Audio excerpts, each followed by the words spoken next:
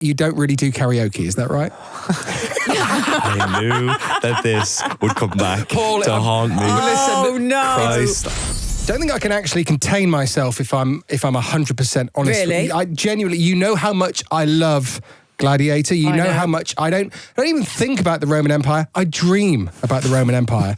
So You have waxed lyrical about this film for months. honestly, and genuinely, we are so excited to speak to Paul Mescal this morning. Morning. And having just given him a little hug, Yeah. you still feel as solid as a kitchen worktop. Excellent. My trainer will be delighted.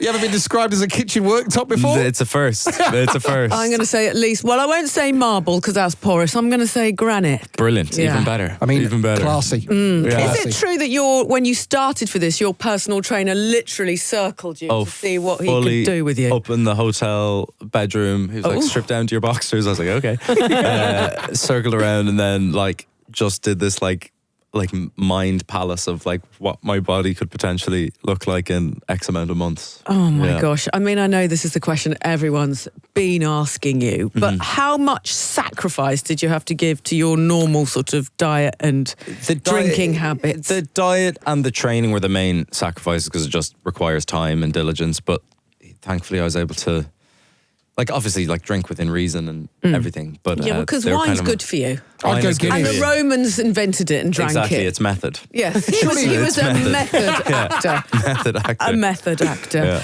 Yeah. And I also read that you did a Zoom call with Ridley Scott in order to talk about this part, but you ended up mostly talking about footy.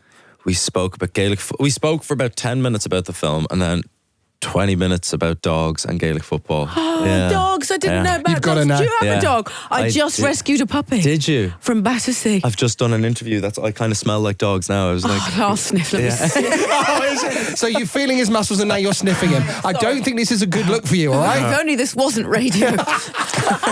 So let's talk about the moment that you got the call. Did you have a slight indication that you were taking the role, or how did it all sort of come about? it was all so fast. Like, we were told that Ridley was interested, and then a Zoom was organised very quickly. And how did you feel at that point? I was like, that's the win. Yeah. That's like a victory in and of itself. And I'm not sure how many other men he met for the part, but then But none of them could talk about Gaelic football and None dogs. of them could talk. That I'm is sure what some of sold them it. probably could have talked about dogs, but not as well as I could.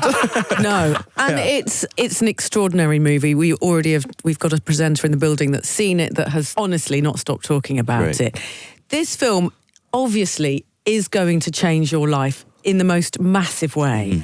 How are you going to find the balance in all of that? Because it's nuts. Yeah, I don't know. I think time will tell on that front. I think a great leveler is actually just going back to work, because it helps you disappear from the world. Not in an intentional way. It's just like your focus is elsewhere. I think it's particularly loud and in front of your face when you're on a press tour. So it's normal. The parts of that are slightly overwhelming, but for the most part, I've got an unbelievable family around me, fantastic friends and family, and a team that know me fundamentally for all my good and bad parts. So there's a lot of consistency within all of the madness, which I'm very grateful for. And is Broadway next, am I hearing? TBC, yeah, we're working on it.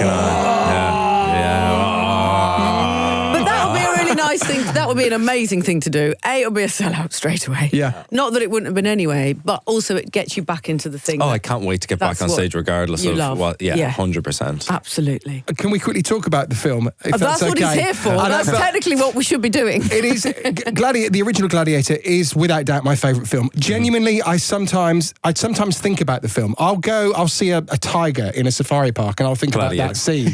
I'll be in a field, or I'll see a field of corn. I won't be in one.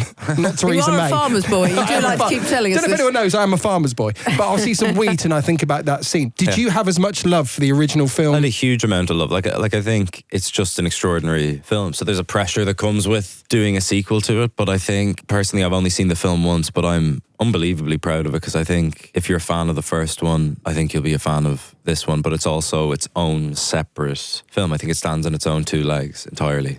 And they built a Colosseum. I know. An actual Colosseum. What was it like walking on set for the first time? But like this scale, like it was weirdly just like there was no day on set, Colosseum or otherwise, that didn't feel like the entirety of all of the budgets of all the other films that I've ever shot in one day. Like it's the biggest set build that I've ever come across and probably will ever come across, to be totally honest. Did you get the chance to speak to Russell Crowe before you started filming? I didn't, no. That's probably a good thing in a way. Yeah, I think imagine. like honestly intentional, because I think you can't have your performance is your responsibility, and I think when I read the script there was enough differences where I was like, it's not going to be, or to my mind I was just like, it's not going to be useful.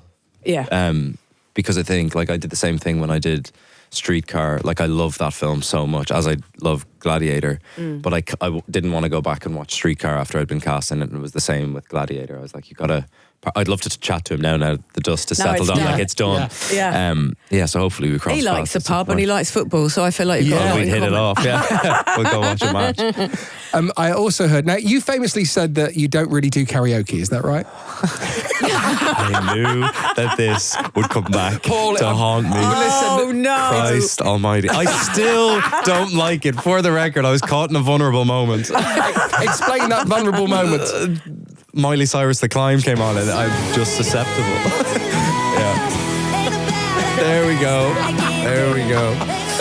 Yeah. So obviously you don't like doing karaoke. So how did they get you to do it in the end? I was just with my friends and in Tokyo with my friends, and you do karaoke. Yeah. I was desperately trying to avoid it, and then when I was in for a penny, I was in for a pound. Yeah. At least he went in. Yeah. You went in. You for gotta it. commit. You've You done it. went in. Should we not talk about the Australian accent either then? When did I do an Australian accent?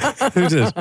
I thought I read that you couldn't do one. I can't really do one, but I'm But not when for you've want got a of trying. beautiful Irish accent, I feel like it's like no one can do a good Irish accent either. Yeah. Not really. Daisy Edgar-Jones can do a good Irish accent. Yes, It's very much very so. good Irish Are you accent. still in contact? Because again, Normal Yeah. People was one of mine and my wife's favourite things we watched. We kind of grew up with you. I feel like I know you because of that show, and what a fantastic show it was. It was amazing, and I just saw her in A Girl in the Sea as well. Oh, amazing. She's unbelievable in that. It's a true You are story. nailing it at the moment. Genuinely. Yeah. like unbelievably proud. Like to have Daisy open Twisters this year. Like we're both doing our first Big kind things. of big things, Yeah. and she's just killing it. Like in every facet of her life. And she's exactly the same person that I met in Good. 2020. That's amazing. And talk to us about Denzel Washington, because obviously he is God. Yeah, And absolutely. tipped for an Oscar for this film. Yeah. And what was it like when you had to sort of act opposite that?